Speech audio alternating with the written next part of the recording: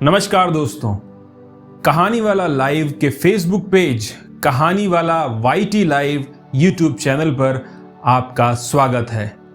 जैसा कि आप सबको पता है, इस चैनल पर हम अच्छी किताबों का रिव्यू करते हैं। न सिर्फ रिव्यू करते हैं, उन किताबों को आपके लिए पढ़ते हैं और उन किताबों से जो हम सीखते हैं वो आपको वीडियोस के माध्यम से आसान भाषा में आपको बताते हैं।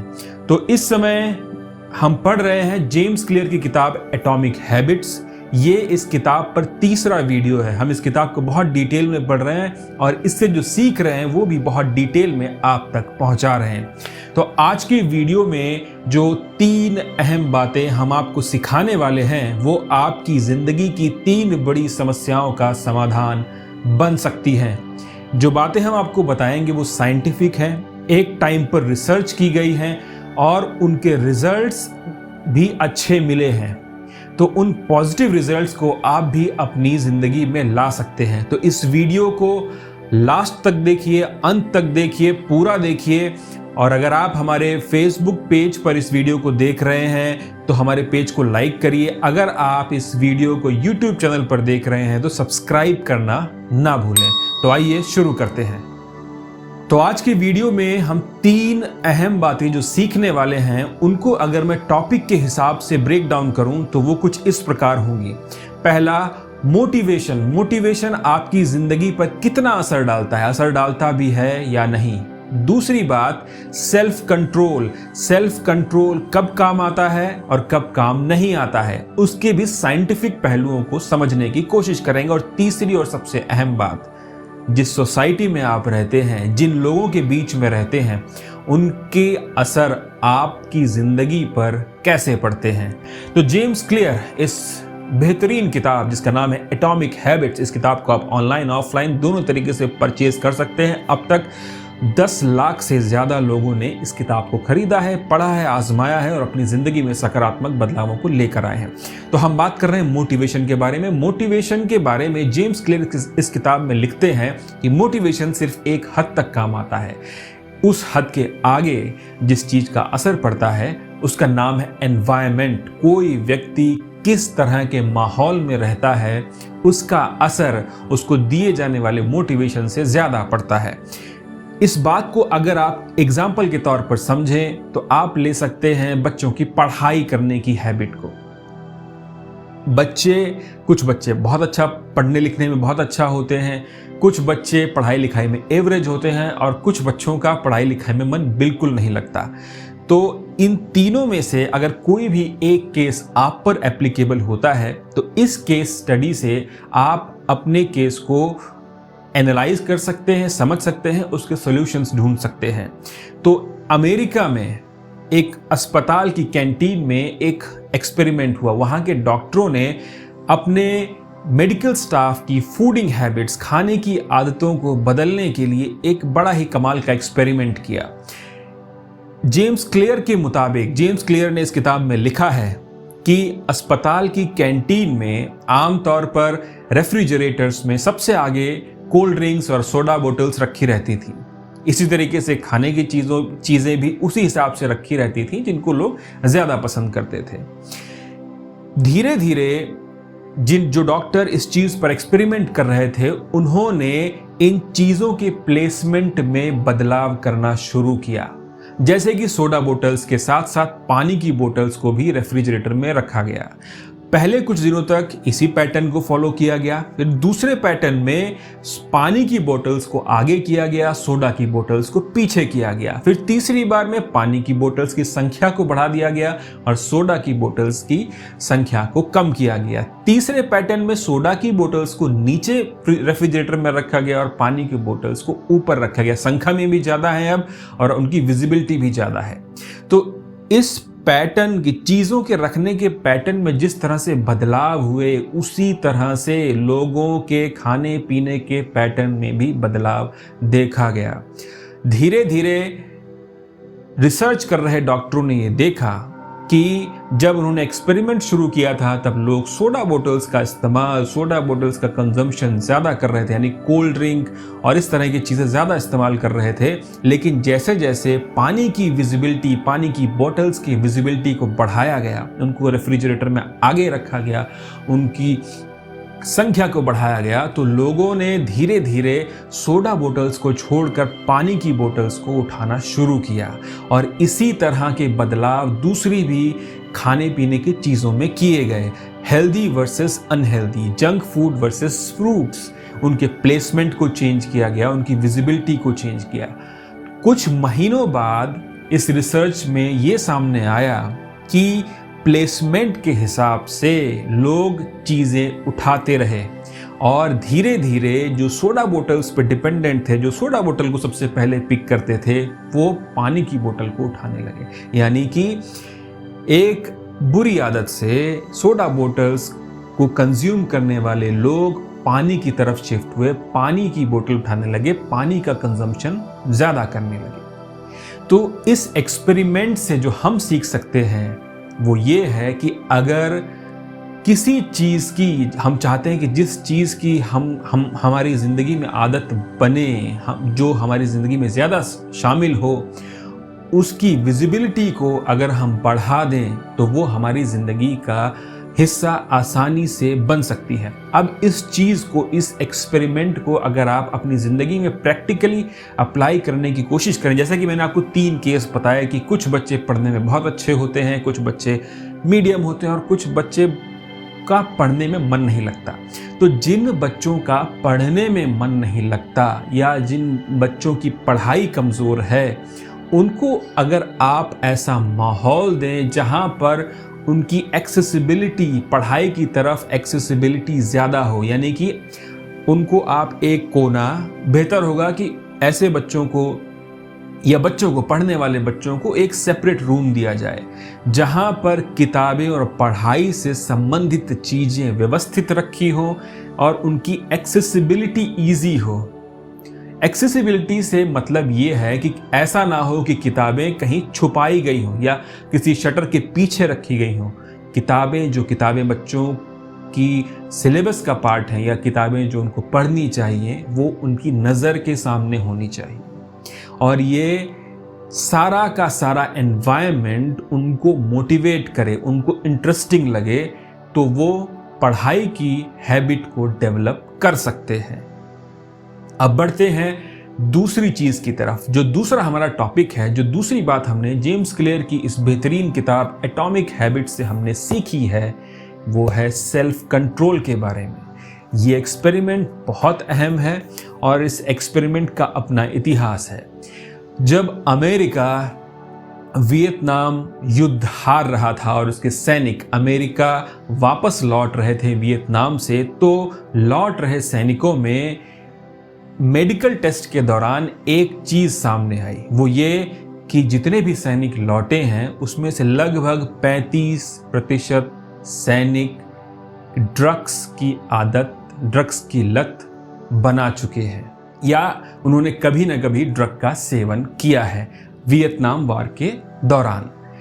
तो इन सैनिकों को जब रिहैबिलिटेशन सेंटर पहुंचाया गया, उनकी वहां काउंसलिंग हुई, इलाज हुआ और ये सैनिक वापस अपने घर गए, तो इनमें ये पाया गया कि ये ड्रग एडिक्शन को आसानी से छोड़ पाए। दूसरी तरफ इन्हीं सैनिकों के साथ में कुछ सिविलियंस भी थे, उनकी भी काउंसलिंग उसी तरीके से हुई जैसे इन सैनिकों की हुई। उनको भी वही मेडिकेशन दिया गया जो कि इन सैनिकों को दिया गया। लेकिन जब ये लोग घर लौटे, इनकी जब घर वापसी हुई, तब इसमें से 90% सिविलियंस ऐसे थे, पेशेंट ऐसे थे जो कि ड्रग एडिक्शन को उन्होंने रिपीट किया, मतलब उन्होंने फिर से ड्रग कंज्यूम करने की कोशिश की। अब इन 2 केसेस को समझने के लिए रिसर्चर्स ने फिर से मेहनत शुरू की। तो इसमें ये बात सामने आई कि जब कोई व्यक्ति, जैसे कि सैनिकों का केस था, वो एक अच्छे एनवायरनमेंट से, अमेरिका से वियतनाम गए थे, एक ख़राब एनवायरनमेंट में गए थे, ऐसे एनवायरनमेंट में जहाँ उनकी नींद नहीं पूरी हो रही थी, वो उनके बायोलॉजिकल एनवायरनमेंट से बिल्कुल अलग था, खाने पीने की उन्हें दिक्कतें थी और वो युद्ध क्षेत्र में थे, स्ट्रेस के माहौल में थे। वहाँ पर उन्होंने इस गलत हैबिट का, ड्रग यूज़ करने की हैबिट उन्हें आसानी से मिल गई, क्योंकि वहाँ पर उनके साथ उनके फैमिली मेम्बर्स भी नहीं थे और जो लोग थे उनके साथ उनका भी पेन, उनकी भी स्थिति, मनोस्थिति उनके जैसी ही थी। तो बहुत हद तक जब कोई व्यक्ति एक अच्छे एनवायरनमेंट से खराब एनवायरनमेंट में शिफ्ट होता है तो वो गलत आदतों का शिकार हो सकता है। दूसरी तरफ कोई व्यक्ति जब अच्छे एनवायरनमेंट में रहकर गलत आदतों में पड़ता है तो उसके लिए उन हैबिट्स को छोड़ना, उन आदतों को छोड़ना बहुत मुश्किल हो जाता है। क्योंकि अब देखिए, फिर से ये दो केस अगर आप कंपेयर करें तो जो सैनिक वियतनाम से अमेरिका वापस लौटे, देखिए हर एक नशे की, गलत आदत का कुछ ना कुछ ट्रिगर पॉइंट होता है।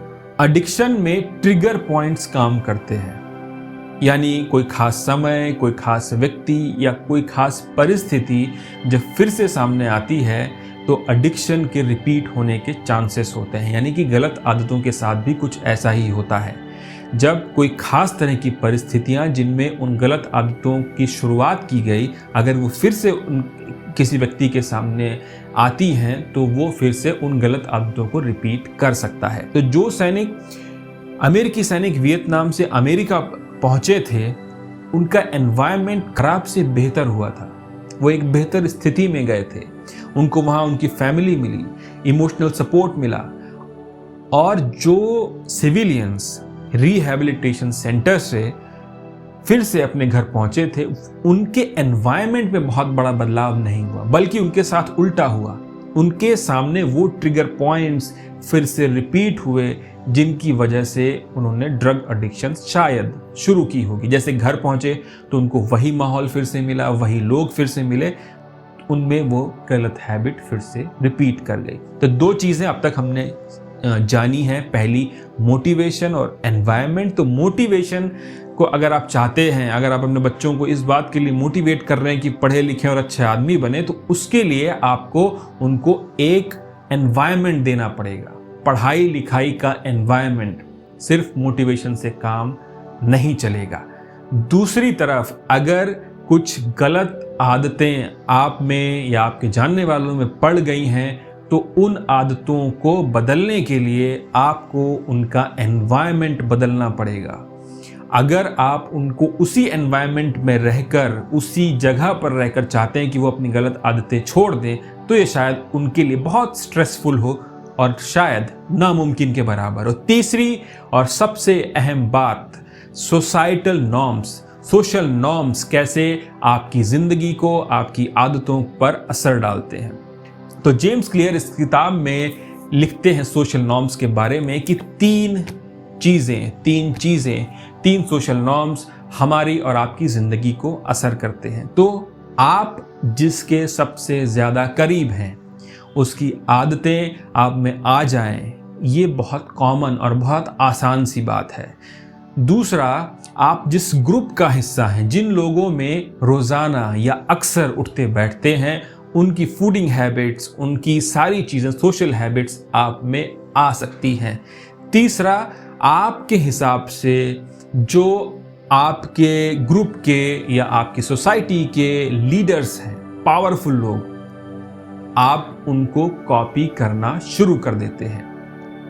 अब इन तीनों को अगर आप एग्जाम्पल से समझें कि जैसे आपने किसी बच्चे को हॉस्टल में डाला, हॉस्टल में उस बच्चे का जो रूममेट होगा उसकी आदतें भी आपको अपने बच्चे में देखने को मिल सकती हैं। अगर आपका बच्चा किसी साउथ इंडियन बच्चे के साथ में है और आपका बच्चा नॉर्थ इंडियन है तो आप देखेंगे कि उसकी बोली भाषा में अंतर आ गया। इसी तरीके से आप जिस ग्रुप में उठते बैठते हैं, अगर आपका ग्रुप गलत तरीके से खान पान करता है, अनहेल्दी लाइफस्टाइल को फॉलो करता है, तो बहुत चांसेस है कि आपकी लाइफस्टाइल भी वैसी ही हो जाएगी। अमेरिका में फिर से एक एक्सपेरिमेंट किया गया। इस एक्सपेरिमेंट को 32 साल तक दोहराया गया और जो रिजल्ट सामने आया वो बड़ा ही अमेजिंग है।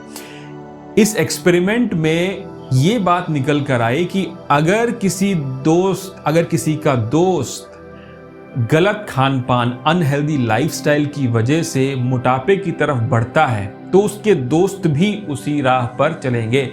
तो ऐसे केसेस में 57% पॉजिटिव रिजल्ट्स पाए गए। यानी कि अगर मेरा कोई दोस्त ऐसा है जिसकी लाइफस्टाइल अनहेल्दी है और मैं उसके कांटेक्ट में लगातार हूं, तो बहुत मुमकिन है 57% चांसेस हैं कि मेरी लाइफस्टाइल भी वैसी ही हो जाए और मैं भी एक अनहेल्दी बॉडी कैरी करूं। तीसरी और सबसे अहम चीज़ जो कि आज की तारीख में बहुत रिलेवेंट है वो है हमारे सोशल लीडर्स। सोशल लीडर्स से आप ये मतलब निकाल सकते हैं कि ऐसा कोई भी व्यक्ति जो आपको इंस्पायर करता हो। आपका दिमाग, देखिए ह्यूमन ब्रेन जो है वो कॉपी करने पर चलता है। आप जिससे भी इन्फ्लुएंस होंगे, जिससे भी इम्प्रेस होंगे, आप उसकी आदतों को, उसकी हर चीज़ को कॉपी करने की कोशिश करेंगे और ये आपको पता भी नहीं चलेगा। आप जिससे इम्प्रेस होंगे, आपका सबकॉन्शियस माइंड उसकी राह पर, उसकी आदतों पर अपने आप चल पड़ेगा। तो आपको ये ध्यान देना होगा आपके घर में किन लोगों को आइडियलाइज किया जा रहा है, किस तरह के लोगों को फॉलो किया जा रहा है। अगर आपके घर में सोशल मीडिया पर लोग बहुत ज़्यादा एक्टिव हैं तो आपको इस चीज़ पर देखना, एक नज़र रखनी पड़ेगी कि किन लोगों को आपके घर में आपके मेंबर्स, आपके दोस्त फॉलो करते हैं। जितना ज़्यादा वो उनके टच में रहेंगे, उनकी विजिबिलिटी जितनी ज़्यादा होगी उनकी लाइफ में, उनका असर, उनकी लाइफस्टाइल का असर आप उन लोगों पर जो उनको फॉलो कर रहे हैं उन पर आपको देखने को बड़ी आसानी से मिलेगा। तो इस किताब में को अभी पढ़ना और बाकी है और इस तरह के डिटेल्ड वीडियोस हम लगातार बनाते रहें। अब तक 2 वीडियो हम इस किताब पर बना चुके हैं और ये तीसरा वीडियो है। अगर आप चाहते हैं कि हम और भी किताबें आपके लिए रिव्यू करें तो कमेंट बॉक्स में आप उन किताबों का रेफरेंस, सजेशंस हमको दे सकते हैं। हम कोशिश करेंगे कि आप तक उनका रिव्यूज़, डिटेल्ड रिव्यूज़ आसान भाषा में करके आपको बताया जाए। हमारे वीडियोस में आप देखते हैं बुक रिव्यूज़, ऐसी किताबों का रिव्यूज़ जिनके कंटेंट से, जिनमें लिखी गई बातों से आपकी ज़िंदगी पर पॉजिटिव चेंजेस आ सकते हैं। तो इस वीडियो को ज़्यादा से ज़्यादा लोगों तक पहुंचाने में हमारी मदद कीजिए और अगर आपकी कोई शिकायत या सजेशंस है तो कमेंट बॉक्स आपके लिए खुला हुआ है। धन्यवाद। जय हिंद।